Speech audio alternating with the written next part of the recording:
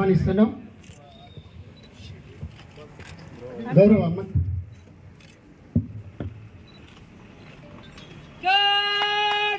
राष्ट्रीय सल्यूट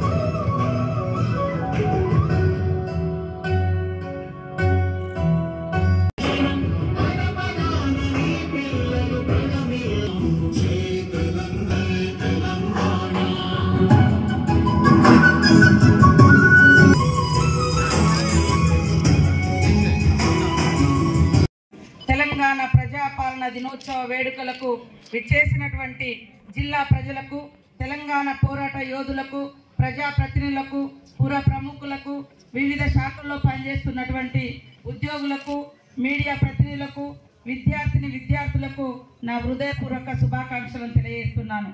చరిత్రలో 1948 సంవత్సరం సెప్టెంబర్ 17వ తేదీకి ఒక విశిష్టత ఉంది. 76 సంవత్సరాల క్రితం ఇదే రోజున మన తెలంగాణ భారతదేశంలో అంతర్భాగంగా మారింది. రాచరిక పాలన నుండి ప్రజాస్వామిక దశలోకి పరివర్తన చెందినది. మన స్వతంత్ర సమరయోధులు, మేధావుల దూరదృష్టి, ప్రభావవంతమైన చర్యల వల్ల భారతదేశం ఒక శక్తివంతమైన గణతంత్రంగా అవతరించింది.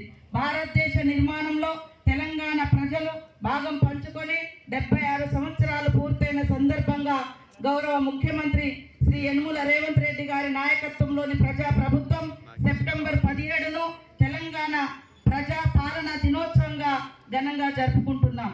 తెలంగాణ ప్రజాస్వామిక స్వేచ్ఛ పొందడం కోసం ఆదివాసీ పోరాట యోధుడు కొమ్రం భీం తన అమరత్వంతో చరిత్రను లిఖించిన దొడ్డి కొమరయ్యలతో పాటు నాటి పోరాటానికి నాయకత్వం వహించినటువంటి మహనీయులు రావి నారాయణ రెడ్డి గారు, స్వామి రామానంద తీర్థ, భీమరెడ్డి నరసింహారెడ్డి, వీరవనిత చాకలి ఐలమ్మ, ప్రజా ఉద్యమానికి సేనాధిపతిగా నిలిచిన ఆరుట్ల రామచంద్రారెడ్డి, ఆరుట్ల కమలాదేవి, బొమ్మగాని ధర్మభిక్షంగౌడు, దేవులపల్లి వెంకటేశ్వరరావు, బద్దం ఎల్లారెడ్డి వంటి ప్రజా నేతల త్యాగాలను సగర్వంగా స్మరించుకుందాం.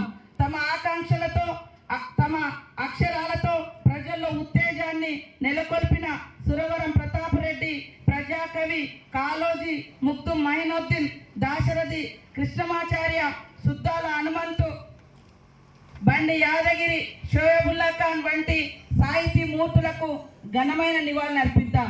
ఇక్కడ స్టేజ్ కి కుడివైపు వచ్చి ఉండాల్సిందిగా కోరుతున్నాం.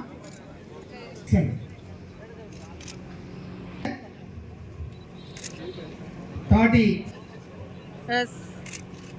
సీట్లు పొందిన కొంతమంది పేద మేడం